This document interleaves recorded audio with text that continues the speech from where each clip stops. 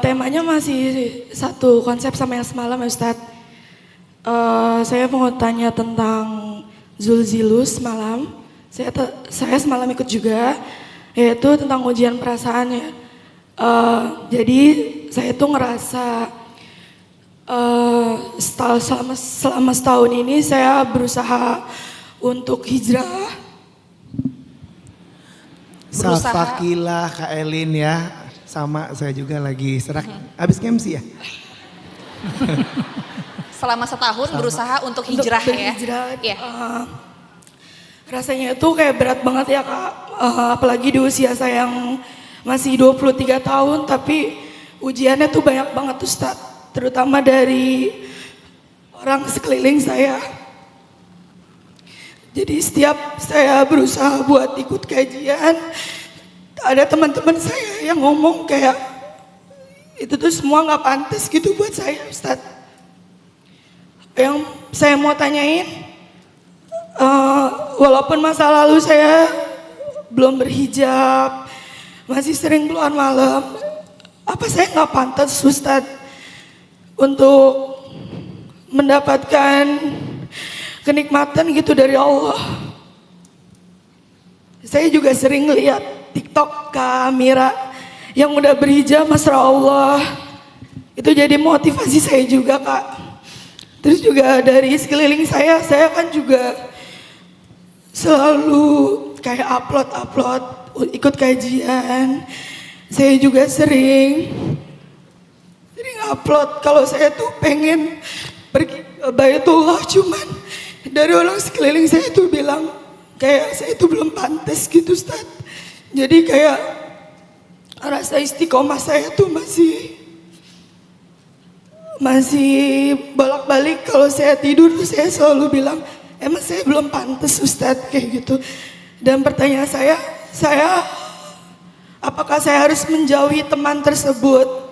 Apakah saya wajar untuk membenci teman saya yang masih berpikir negatif dan selalu membahas masa lalu saya Ustadz?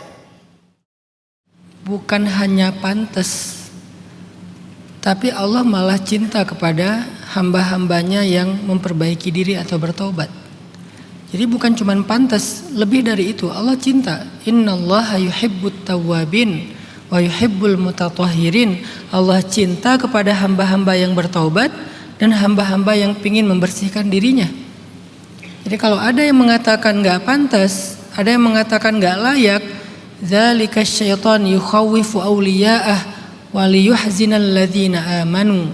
Itu adalah ucapan-ucapan yang berasal dari syaitan, walaupun dititipkan di lisan saudara kita, teman kita, tapi itu adalah ucapan yang berasal dari syaitan untuk takhwif dan tahzin, untuk membuat orang beriman itu ngerasa gak pede dan membuat orang beriman itu menjadi sedih. Itu jawaban Allah di Al-Quran. Liyuhzinal ladzina amanu, pengen menyedihkan hati orang yang beriman, orang yang pengen memperbaiki diri. Coba Kak Elin dan teman-teman perhatikan generasi terbaik dalam sejarah Islam. Siapa generasi terbaik? Para sahabat. Sekarang pertanyaannya, siapa isinya para sahabat? Umar, tahu gimana masa lalunya Umar? Khalid, tahu gimana masa lalunya Khalid? Atau yang lebih ekstrim lagi, Hindun, ibunya Muawiyah, istrinya Abu Sufyan, yang makan jantungnya Hamzah dalam perang Uhud. Dibelah dadanya Hamzah, diambil jantungnya, dimakan di depan Nabi, saking marahnya dia kepada Hamzah. Masa lalunya tuh se-ekstrim itu.